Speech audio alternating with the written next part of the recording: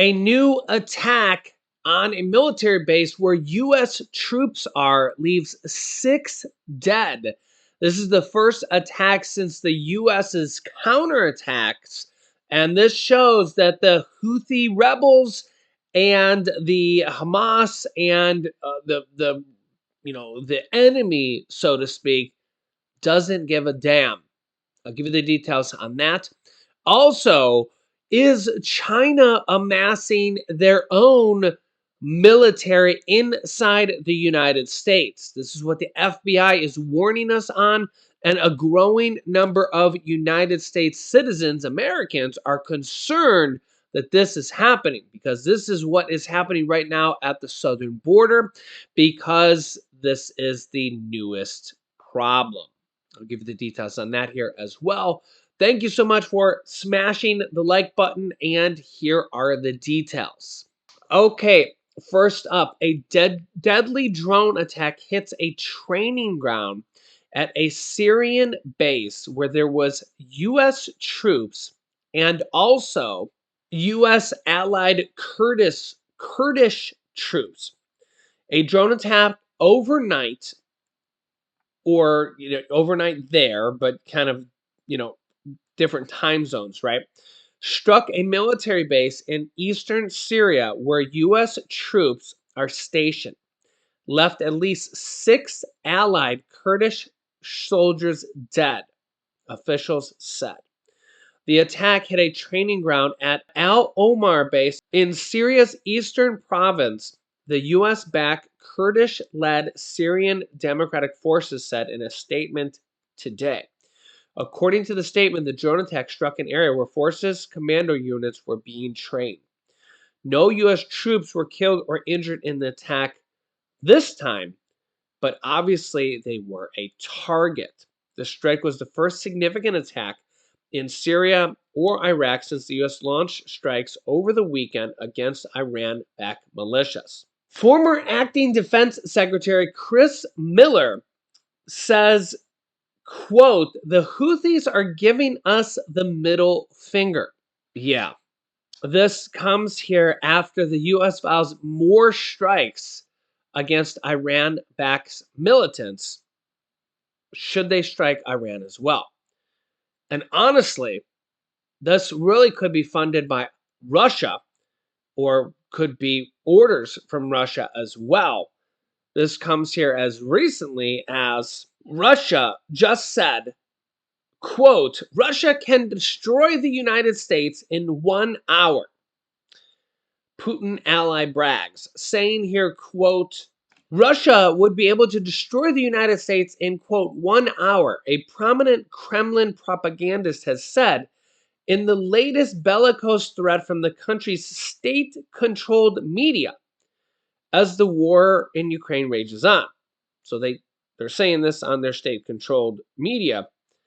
Quote, "We are the only country in the world that can destroy the United States in 1 hour," said Margarita Simeonen, the editor of the Russian state-backed broadcaster RT, said in a clip of a Russian state television broadcast posted online by X, formerly known as Twitter.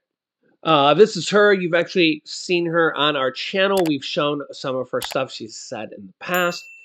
And you know what's actually kind of crazy is that Russia actually has the capability of doing this to any country in the world with them having 6,000 nuclear weapons, which is kind of unbelievable, right? And remember, with Russia and Iran being close allies, actually trading support and weapons and drones and stuff for the Ukraine war. And now, all of a sudden, Iran is in a war of itself, the Hamas war that just, all of a sudden started out of the blue and has taken the eye off Ukraine, so to speak.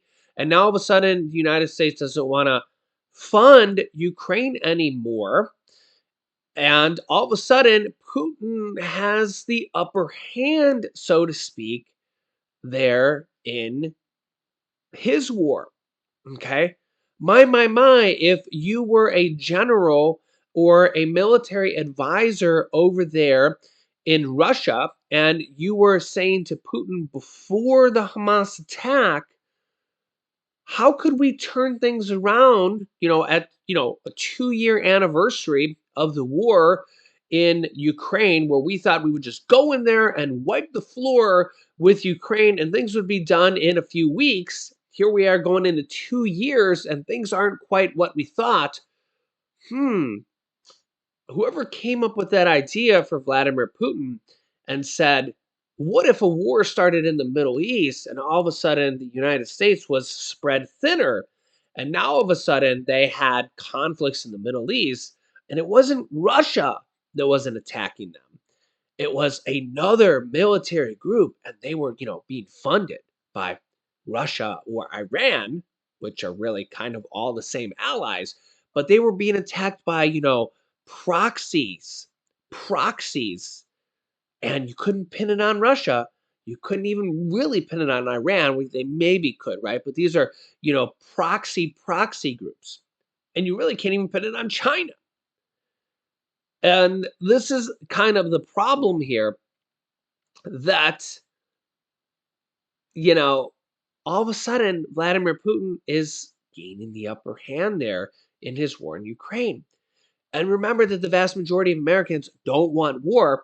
The vast majority of people in any country don't want war.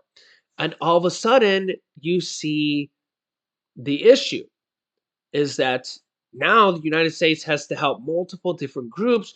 You have to help Israel, you have to help Ukraine, you have to defend in the Middle East because US troops are being attacked left, right, and center. You have to defend against the Houthis, you have to defend the trade in the Red Sea.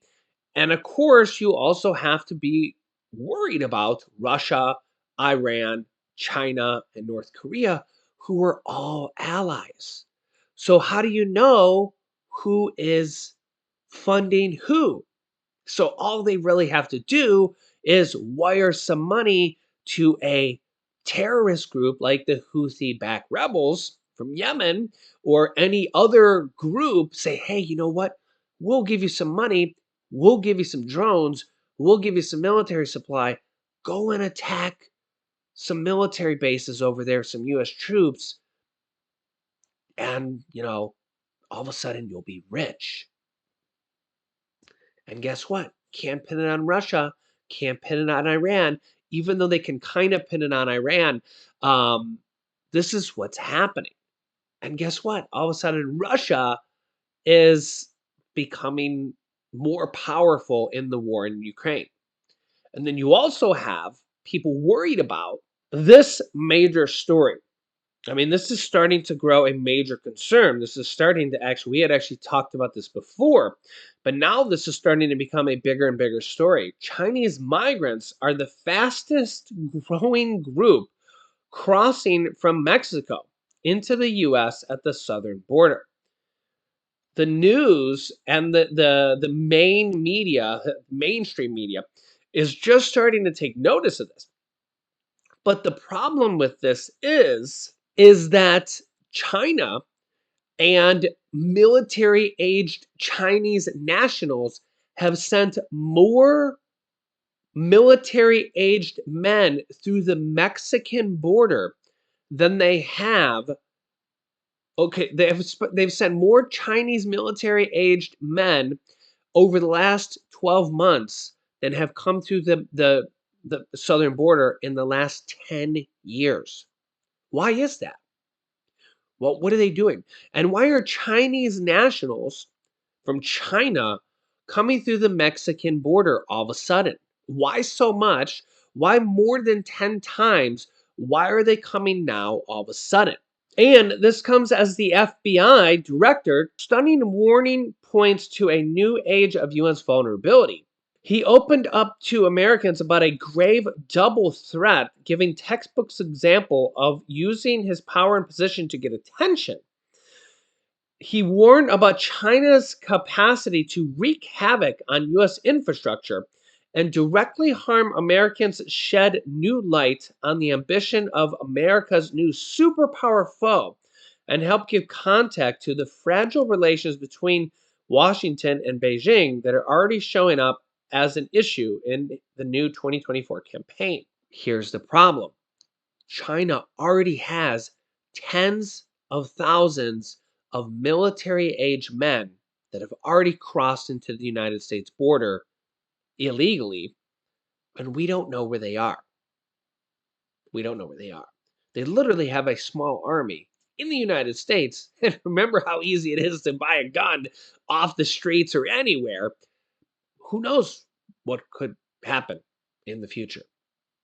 This is something we'll cover here in upcoming videos, and I will keep you up to date here on everything going on here on a daily basis that you need to know about and that is happening here on a daily basis. So make sure to like these videos, share these videos. It helps YouTube know that these are important matters and will help spread it to other viewers. Make sure to subscribe down below and click the bell icon so you don't miss out on new videos. Click here to see why Americans are irate with what just happened. Thanks for watching, and I'll see you in the next video.